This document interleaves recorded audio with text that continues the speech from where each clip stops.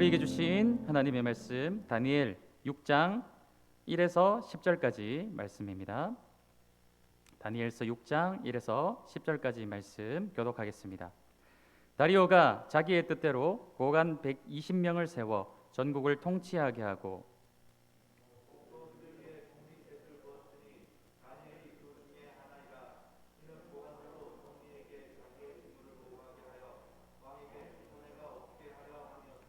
다니엘은 마음이 민첩하여 총리들과 고관들 위에 뛰어남으로 왕이 그를 세워 전국을 다스리게 하고자 한지라.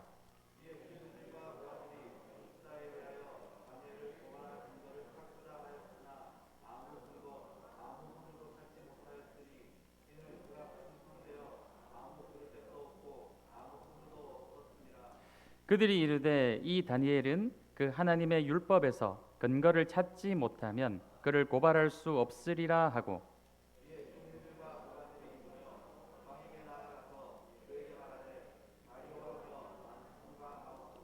나라의 모든 총리와 지사와 총독과 법관과 관원이 의논하고 왕에게 한 법률을 세우며 한 금령을 정하실 것을 구하나이다. 왕이여 그것은 곧 이제부터 30일 동안에 누구든지 왕 외에 어떤 신에게나 사람에게 무엇을 구하면 사자굴에 던져 넣기로 한 것이니이다.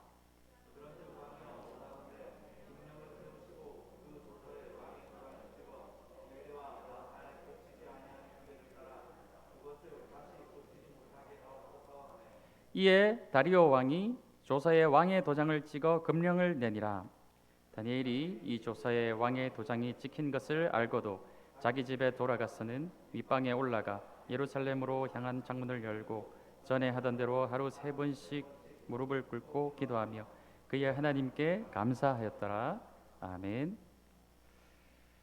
다니엘서를 우리가 함께 보면서 계속해서 잊지 말아야 될 주제는 북이스라엘이 멸망하고 남유다가 멸망을 하고 아수르 제국이 일어났다가 무너지고 바벨론 제국이 또 일어났다가 무너지고 오늘 말씀을 따라서 페르시아 제국이 또 일어났다 할지라도 이 온 세계사 역사를 주관하시는 주인이 누구이냐? 그분은 바로 하나님이심을 잊지 말아야 한다. 이것이 이 다니엘서 전체를 관통하는 주제임을 놓치지 마시고 계속해서 함께 말씀을 보셨으면 좋겠습니다. 지난 시간 벨사살 왕이 나타난 손가락을 보면서 마음이 무너졌죠. 거기에 대해서 다니엘이 해석을 다 해주고 그를 따라 다니엘이 이 나라의 3번째 통치자가 되었습니다.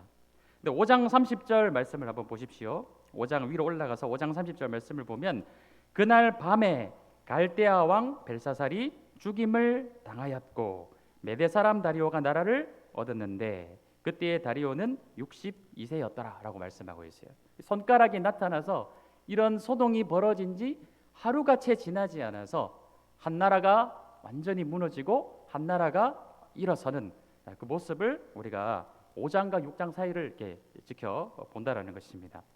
역사에 따르면 벨사살 왕이 술 파티를 벌이고 온 그 수도에 집중되어 있던 사람들이 술에 취해서 밤을 새고 있는 사이에 이 쳐들어온 페르시아 군대가 2년 동안이나 포위했는데 그 난공불락이었던 수도를 어떻게 하룻밤 사이에 그렇게 점령을 할 수 있었을까요? 참 신기하게도 그날 밤에 다 술에 취해서 보초를 서지 않고 있을 때 아무도 주목하지 않았던 하수도 구멍을 이 페르시아 군대가 발견을 하게 된 거예요. 그래서 다 술에 취했으니까 하수도 구멍이라도 사실은 보초를 서고 있어야 되는데 그것을 지키지 않고 있었다는 것이죠. 거기를 발견한 페르시아 군대가 밤새도록 거기 한 명씩 집어넣어 가지고 전쟁 한번 제대로 하지 않고 술에 취해 있는 그 모든 사람들을 대상으로 하룻밤 사이에 그 큰 이 도성을 점령을 할 수 있었다는 것을 역사를 통해서 우리가 보게 되는 것이죠. 하나님께서 손가락으로 경고하신 그 내용이 하루도 채 지나지 않아서 역사 속에서 이루어지는 것을 말씀을 통해 보았습니다. 그리고 나서 이제 페르시아가 일어나게 되었죠. 이 다리오가 갑자기 너무나도 큰 제국을 정복을 하게 된 거예요. 어마어마한 크기의 바벨론 도시, 이 바벨론 전체 이 제국을 통치를 하려고 하다 보니까 이 작은 나라였던 페르시아가 큰 이 바벨론 제국을 통치할 능력이 없는 거예요. 그리고 바벨론 제국에 소속되어 있던 모든 정복지의 나라들을 잘 통치하려면 이 갑자기 정권이 바뀌었기 때문에 이 나라들의 마음을 얻어야 하는 그런 상황입니다. 그렇기 때문에 이 페르시아 제국은 이 바벨론에 비해서 굉장히 정복지 나라들에 대해서 관대한 정책을 쓰는 것을 보게 돼요. 바벨론이 포로로 잡아왔던 왕족들과 귀족들을 다시 다 나라로 귀환시켜주는 반포로 정책을 사용을 하고, 또 그 나라의 종교들을 존중해주는 그런 정책을 사용하였던 것이 바로 페르시아 초기의 그런 정책이었습니다. 그래서 우리가 에스라서와 느헤미야서를 보게 되면은 이런 어떤 역사적 정황에 맞물려서 그 가운데 그것 또한 하나님께서 주관하셨던 것이죠. 이스라엘 백성들이 유대로 예루살렘으로 이렇게 복귀하게 되는 것을 에스라와 느헤미야서를 공부하게 되면 그런 모습들을 우리가 볼 수 있다라는 것이죠. 아무튼 이 통치 초기 이 다리오는 전국에 고관 120명을 세워 가지고 위임 통치를 하게 됩니다. 그리고 그 120명의 고관들 위에 3명의 수석 총리들을 세우게 되는데, 그것이 2절 말씀에 나와 있죠. 그들 위에 총리 셋을 두었다라고 말씀하고 있는데, 다니엘이 원체 지혜롭고 마음이 민첩하고 이 바벨론 시절에서부터 이름이 뛰어났기 때문에 이 다리오 왕은 그대로 이 다니엘을 아주 관직에 세워놓는 것을 보게 되는 것이죠. 그래서 2절 말씀을 보게 되면 고관들로 총리에게 자기의 직무를 보고하게 하여 왕에게 손해가 없게 하려 함이었더라라고 말씀하고 있어요. 그래서 이 3명의 이 수석 총리들로 하여금 자신을 대신하여 온 나라를 돌보게 하는 일을 맡겼다는 것이죠. 그런데 그 가운데서도 다니엘은 뛰어났던 사람이었습니다. 그래서 3절 말씀에 다니엘은 마음이 민첩하여 총리들과 고관들 위에 뛰어남으로 왕이 그를 세워 전국을 다스리게 하고자 한지라라고 이제 말씀하고 있는 것이죠. 그런데 문제는 여기서 발생을 하는 것입니다. 3명을 세웠는데 그 3명 중에서도 다니엘을 더 한 자리를 높여 버리니까 남은 2명과 그 2명을 추종하는 세력들이 마음이 어려워지는 것이죠. 질투하기 시작했고 화가 나기 시작을 했어요. 그래서 이들이 세운 계략이 무엇입니까? 7절 말씀에 나와 있는데 30일 동안에 누구든지 왕외의 어떤 신에게나 사람에게 무엇을 구하면 사자굴에 던져 넣읍시다라는 제안을 하게 되는 것이죠. 이 말에는 아주 그 사탕발림이 있는 것을 보게 돼요.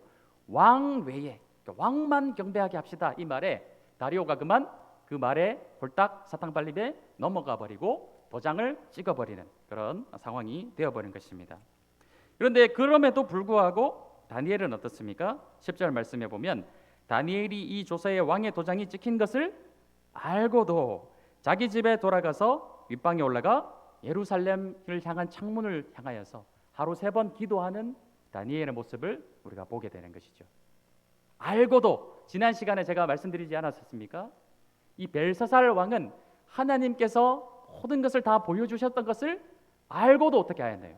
그는 하나님을 경외하지 않았어요. 그러나 오늘 다니엘은 자신의 목숨이 위협을 당함을 알고도 어떻게 하고 있습니까? 여전히 하나님을 경외하는 모습을 우리가 말씀을 통해 본다는 것이죠. 오늘 말씀을 통해서 이런 박해에 대해서, 정치적인 박해, 물리적인 박해에 대해서 다니엘은 어떻게 처신하였는가, 그의 처세에 대해서 함께 말씀을 살펴보았으면 좋겠습니다. 첫 번째로 다니엘은 자신이 얻은 명예와 이 권력을 내려놓지 않으려고 어떤 힘을 쓰기도 하지 않았고 집착하지도 않는 모습을 우리가 보게 되는 것이죠. 우리가 방금 보았지만 다니엘은 온 120명의 고관 중에서도 특별히 뽑힌 3명 중에서, 그 3명 중에서도 첫 번째 위치에 차지하는, 그러니까 온 나라의 2번째 권력에 위치한 왕 바로 아래에 있는 권력을 가진 그런 사람이었어요.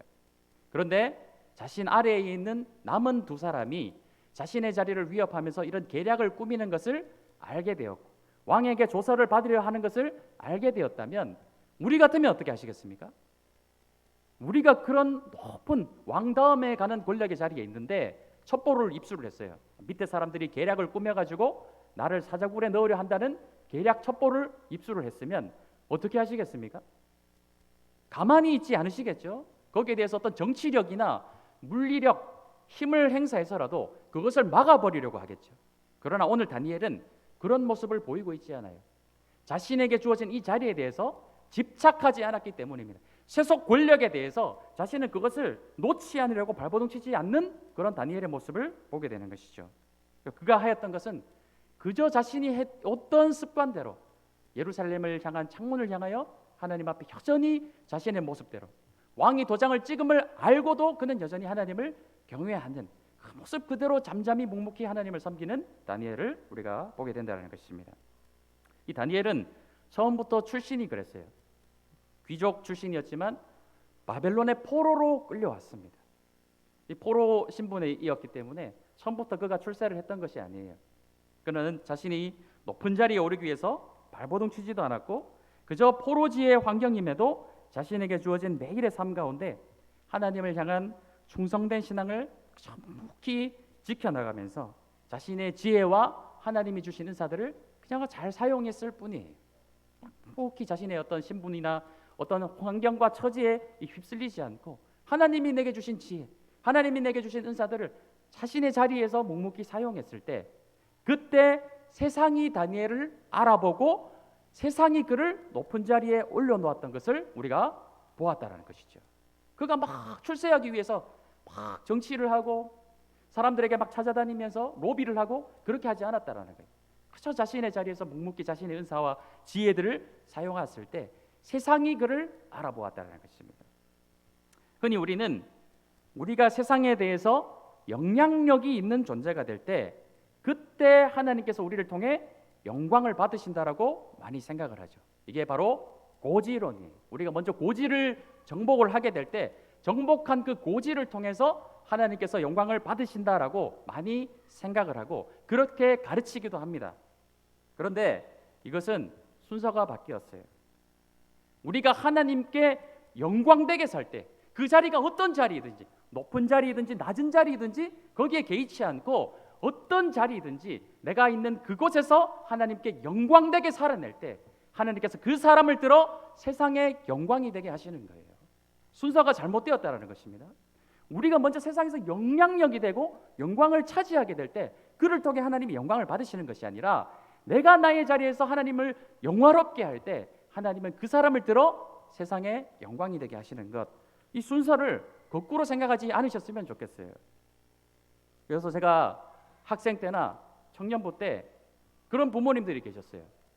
야, 너희들이 지금은 공부해야 될 때이니까 예배 드리고 수련회 가고 이런 게 우선이 아니라 먼저 네가 공부를 잘해서 반에서 1등이 되고 좋은 대학교에 들어가게 되고 좋은 직장에 들어가게 되고 거기서 네가 영향력을 가지게 되면 그때 신앙생활 잘 해라. 그러면 그를 통해 하나님께 영광 돌리면 너의 중고등부 시절 신앙생활을 못했던 것 보상받게 된다라고 가르치는 분이 계시더라고요. 그러면 그 중고등부 시절에 잠시 신앙 스톱시켰던 거 그거 끝까지 가는 것입니다. 다시 돌아오지 못해요. 왜냐? 이미 세상의 영향력에 대해서 맛을 보았기 때문에 하나님의 영광 아래로 들어가지 못하는 그들의 모습을 제가 많이 지켜보았어요. 물론 100%다 그렇다는 것은 아닙니다. 대부분이 그렇게 되는 것을 보게 돼요. 중고등부 시절과 청년기를 그렇게 보내면 그 어릴 때의 신앙이 이 성년이 되어서도 유지가 되지 못하는 것을 보게 됩니다. 물론 그렇다고 공부를 열심히 하지 말라는 것은 아니죠. 우선순위가 무엇인지를 똑바로 인식하고 있지 않으면 안 된다는 것을 꼭 기억하십시오. 만약 우리의 존재적인 목표가 이 기독교인들이 세상에서 영향력 있는 존재가 되는 것이 그것이 우리의 목표라면 사실 올라가는 것도 어렵지만 그것을 유지하는 것이 더 어려워요. 오늘 다니엘의 모습도 그렇지 않습니까? 올라갔더니 어떻게든 끌어내리려는 세상의 모습을 보는 것이죠. 그것을 유지하는 것도 결코 쉽지 않아요. 그냥 노력만으로는 되지 않는 것을 보게 됩니다. 엄청난 노력도 필요하지만 필요하면 불법적인 것이라도 뭐든지 해야 된다는 유혹이 다가오는 것이 높은 자리에 위치한 사람들의 환경이에요. 실제로 영향력을 잃지 않기 위해서 무엇이든 하는 그런 정치인이라든지 또 교회의 모습까지도 보게 되지 않습니까? 그래서 참 교회들이 그런 좋지 못한 모습을 세상에 보이게 될 때, 영향력을 놓지 않으려고 좋지 않은 모습을 세상에 보이게 될 때 이 세상에 밟히게 되는 그런 교회의 모습을 우리가 보면서 얼마나 안타까워하고 있습니까? 그러나 우리의 목표가 세상에서의 영향력을 갖는 것이 아니라 교회의 목표가, 그리스도인들의 목표가 하나님께 영광이라면 하나님께서 나를 이 세상의 영향력으로 들어 쓰시든지 아니든지 상관이 없는 거예요. 하나님의 주권과 섭리에 내 삶을 그저 맡겨드리고, 하나님이 나를 금그릇으로 쓰시면 금그릇으로 쓰이는 것이죠. 그러나 나를 천그릇으로 쓰시면 천한그릇으로 쓰임받는 거예요. 주인의 쓰임새에 맞게 쓰임받는 그 자체가 하나님께 영광이기 때문에, 그렇다면 나는 천한그릇이 되어도 되고 금그릇이 되어도 되고 나의 어떤 상황에 개의치 않는 거예요. 그죠? 하나님이 나를 사용하여 주신다는 그 자체가 내게 영광이기 때문에 그렇습니다. 그런 다니엘의 마음과 태도가 잘 나타나는 것이 10절 말씀이에요. 왕이 그렇게 정한 것을 알고도 잠잠히 묵묵히 요동하지 않고, 나를 사자굴에 넣게 될지라도, 나는 내 모든 명예와 나의 그런 자리를 잃어버리게 될지라도 나는 여전히 하나님을 경배하겠습니다. 이런 모습들이 바로 다니엘의 태도에 잘 나타나고 있다는 것이죠. 또 그가 예루살렘을 향하여 하루 3번 기도한 그 이유는 무엇일까요? 예루살렘을 안 쳐다봐도 되는데 그냥 자신의 자리에서 어디를 바라보든지 하나님을 예배하고 기도하면 되는데 왜 창문을 열어놓고 예루살렘을 향하여 기도했을까요? 비록 나의 몸과 나의 육신은 이 바빌론 땅에서, 페르시아 땅에서 또 아주 정치적인 높은 자리에 위치하고 있지만 나의 마음은 어디에 있다는 것입니까? 비록 무너져 있지만 앞으로 다시 회복되어질 하나님의 나라에 대해서 나의 마음은 거기에 있습니다. 나의 소망은 여기에 있는 것이 아니라 다시 앞으로 회복될 하나님 나라를 향하여서 나의 마음이 열려 있습니다라고 하루 3번 기도했던 것이 다니엘이에요. 그러니까 그는 자신의 현재 자신의 위치와 거기에 만족하고 그것을 어떻게든 부여잡고 놓지 않으려고 노력하는 그런 삶을 살았던 것이 아니라 자신의 소망은 오직 저 영원한 하나님 나라에 있습니다. 이것을 기도함으로 자신의 삶으로 표현했던 것이 바로 다니엘의 모습이었다는 것이죠. 개인적으로 한국 교회가 정치적인 상황에 너무 들끓지 않았으면 좋겠어요. 정치적인 참여는 기독교인들이 하지 말라는 이야기가 아닙니다. 한 개인 시민으로서, 참정권을 가진 사람으로서 얼마든지 정치에 참여하십시오. 투표하시고 정치적인 활동을 하셔도 됩니다. 제가 말씀드리는 것은 교회를 이용하여서, 교회를 세력화시켜서, 교회를 정치화시켜서 교회의 어떤 사람들을 규합해가지고 이것을 정치력으로 활용하려는 그런 행동들은 하지 않았으면 좋겠다라는 것이죠. 설사 교회가 국가에 의해서 막 쥐락펴락하는 그런 상황이 올지라도 우리가 하나님의 말씀을 볼 때 하나님의 나라는 결코 무너지지 않고 망하지 않는 것을 우리가 본다라는 것이죠. 우리는 그런 시절을 설사 지난다고 할지라도 우리에게 주어진 환경 안에서 우리의 일을 하면 되는 거예요. 최선을 다해서 나의 자리에서 하나님을 섬기고, 그런 우리의 예배를 하나님께서는 받으실 것입니다. 요즘같이 이렇게 어렵고 복잡하고 헷갈리는 그런 시절을 지날 때일수록 우리는 다른 것에 휘둘릴 필요가 없어요. 그리스도인으로서 기초와 기본이 무엇인가를 다시 생각하면 되는 거예요. 그리스도인으로서의 기초와 기본이 무엇입니까? 우리는 하나님을 섬기는 거예요. 나의 자리에서 하나님을 영광되게 영화롭게 하는 것이에요. 자신의 예배를 점검하고 테스트해 보십시오. 나는 어떤 세상의 환경과 정치적인 환경과 어떤 나의 주변의 어떤 환경에 나의 예배가 침해를 받고 있지 않는가? 그런 것에 영향을 받아서 나의 예배가 왔다 갔다 흔들리고 있지는 않은가? 오늘 이 다니엘의 모습을 통하여서 자신의 예배를 한번 점검해 보시는 성도님들이 되십시오. 다니엘이 수석 총리가 되는 순간 질투의 대상이 되었고 넘어뜨려야 할 대상이 된 것을 보게 됩니다. 주도권, 기득권을 쥐면 동시에 질투와 경쟁의 대상이 되는 것이에요. 왜냐하면 세상은 무한 경쟁 시대이기 때문에 그렇다는 것이죠. 한때 한국교회 기독교인이 몇만 명이냐를 발표를 했는데 1000만 명이라는 수치를 발표를 했습니다. 근데 1000만 명이라는 수치 안에는 천주교도 포함이 되어 있고 이단의 숫자도 포함이 되어 있어요. 그런데 왜 1000만 명이라는 숫자를 발표를 했을까요? 기독교가 세력화되었다라는 거예요. 건드리지 말라는 것이죠. 우리는 1000만이나 되는 그런 거대한 종교이니까 우리를 함부로 대하지 말라는 그런 수치를 발표한 거예요. 역사적으로 교회가 정치적 기득권을 얻었을 때 좋았던 적이 사실 별로 없습니다. 타락한 중세시대 교회 모습을 역사적으로 한번 공부해 보십시오. 십자군 전쟁 1차, 2차, 3차 때까지는 좋았어요. 어떻게든 성지를 탈환하여서 그 예루살렘 도시를 우리가 회복하자. 좋은 운동으로 일어났지만 4차, 5차, 6차, 7차 가면서 완전히 타락해버린 그런 십자군 운동을 보게 됩니다. 예수님과 십자가를 앞세웠지만 탐욕과 물질욕에 휩싸여버린 그런 중세시대 신부님들의 모습과 또 그것을 따라가 추종하는 귀족들의 모습을 보게 돼요. 그러면 점령을 당하는, 전쟁을 당해서 피해를 보게 되는 그 땅에 있는 일반적인 시민들은 어떤 마음을 가지게 될까요? 기독교에 대해서 반동적인 정서를 갖게 되겠죠. 예수님의 십자가, 사랑의 십자가를 앞세웠는데 칼과 창을 들고 들어오는 그들의 모습을 보면서 그들은 예수님을 부정하게 되는 거예요. 교회가 세상의 기득권이 되려고 할 때 세상은 교회를 향하여서 등을 돌리게 되는 것을 보게 된다는 것이죠. 그런데 왜 자꾸 기독교가 세상의 기득권이 되고 싶어 하는 것일까요?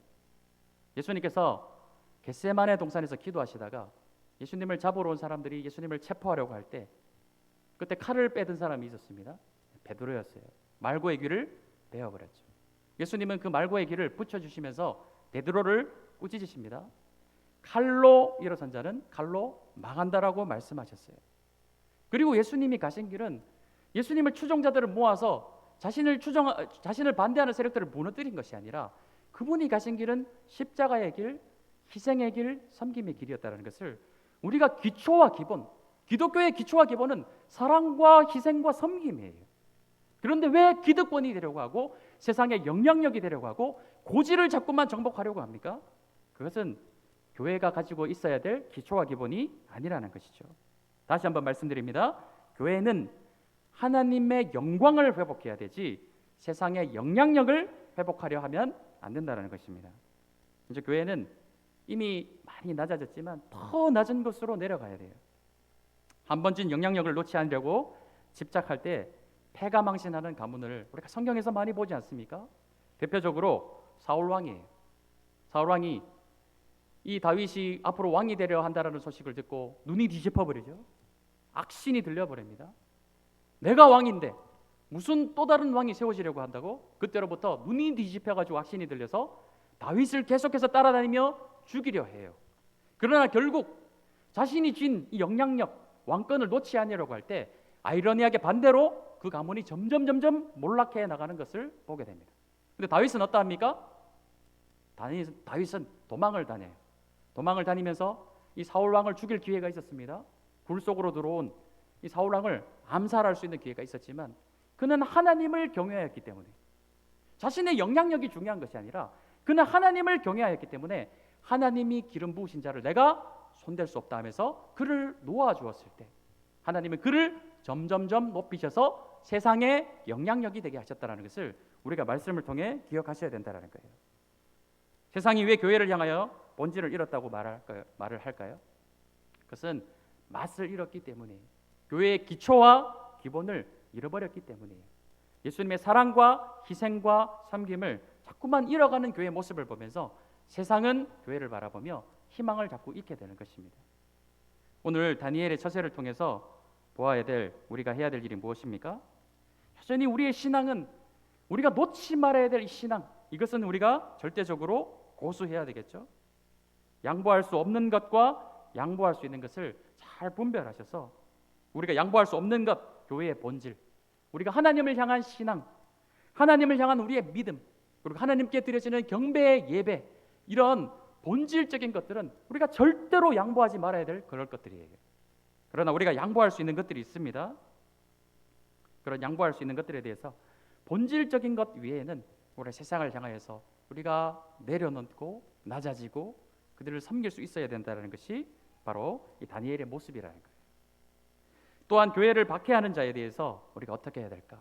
다니엘의 모습을 통해서 다니엘을 박해했던 자들에 대해서 다니엘이 어떤 처세를 취했는지 한번 바라보셨으면 좋겠습니다. 로마서 12장 14절 말씀을 한번 띄워주십시오. 우리 함께 읽도록 하겠습니다. 시작. 너희를 박해하는 자를 축복하라. 축복하고 저주하지 말라. 19절부터 21절까지 말씀도 함께 읽겠습니다. 시작. 내 사랑하는 자들아, 너희가 친히 원수를 갚지 말고 하나님의 진노하심에 맡기라. 기록되었으되 원수 갚는 것이 내게 있으니 내가 갚으리라고 주께서 말씀하시니라. 내 원수가 줄이거든 먹이고 목마르거든 마시게 하라. 그리함으로 내가 숯불을 그 머리에 쌓아 놓으리라. 악에게 지지 말고 선으로 악을 이기라 말씀하고 있어요. 원수 갚는 것을 직접 하라고 말씀하셨습니까? 그렇지 않다라는 거예요. 원수 갚는 것을 누구에게 맡기라고 말씀하고 있나요? 원수 갚는 것은 하나님께 맡기라라고 말씀하고 있어요. 우리가 해야 될 일은 무엇입니까? 우리를 박해하는 자를 저주하지 말고 그들을 오히려 축복하며 원수를 사랑하라 말씀하신 예수님의 말씀에 순종하는 거예요. 그럼 그것을 누가 신원시켜 주실까요? 내가 그렇게 당하면 억울하고 분하고 못 살겠고 내 명예가 실추되는 것 같고 사람들이 나를 바라보면서 어우 저 바보 같은 저 아무것도 하지 못하는 저런 사람이라고 할 수 있겠죠. 그렇게 우리의 명예가 실추될 수 있을 것입니다. 그러나 그것을 하나님이 신원시켜 주시는 거예요. 그것을 하나님께 맡기라고 말씀하고 있습니다. 다니엘서 6장 말씀의 결론이 어떻게 끝나나요? 억울하게 당했습니다. 다니엘이 결국 사자굴에 들어가게 되었어요. 그런데 최후의 사자굴에 들어가서 죽게 되는 사람들이 누구인가요? 다니엘이 아니라 다니엘을 모함했던 사람이 오히려 사자굴에 가서 사자들에게 씹히는 것을 보게 되는 것이죠. 다니엘은 아무것도 하지 않았어요. 그저 자신이 해오던 대로 하나님을 경외하고 경배하는 일만 계속해 나갔습니다. 거기에 대해서 어떤 정치적 물리력도 동원하지 않았어요. 그저 자신이 하던 일만 하였다라는 것이에요. 그러나 사자굴의 최후를 맞이하게 되는 것은 하나님의 역사하심 안에 하나님께서 다니엘을 신원하여 주시고 그를 모함하고 음해하였던 자들이 다 망하게 되는 것을 말씀을 통해 본다라는 것이죠. 이것이 우리가 가야 될 그리스도인의 길이에요. 예수님이 그러하셨던 것처럼 우리가 가야 될 길, 기초와 기본이 바로 이러한 것입니다. 그렇게 살아가는 것이 세상에서 영향력이 되려고 막 노력하는 것이 아니라 나의 자리에서 하나님께 영광이 되려고 할 때 하나님께서 우리를 신원하여 주시고 하나님께서 그런 우리들을 세상에 아이러니하게 영향력이 되게 하시는 것을 우리가 경험하셨으면 좋겠어요. 좀 억울하고 분해도 선으로 악을 이기십시오. 원수 갚음을 하나님께 맡기십시오. 오늘의 말씀의 결론을 맺습니다. 예수님께서 예루살렘으로 들어가셨어요. 많은 사람들이 예수님이 예루살렘으로 들어가시는 모습을 보면서 종려나무 가지를 흔들며 호산나 호산나를 외쳤습니다.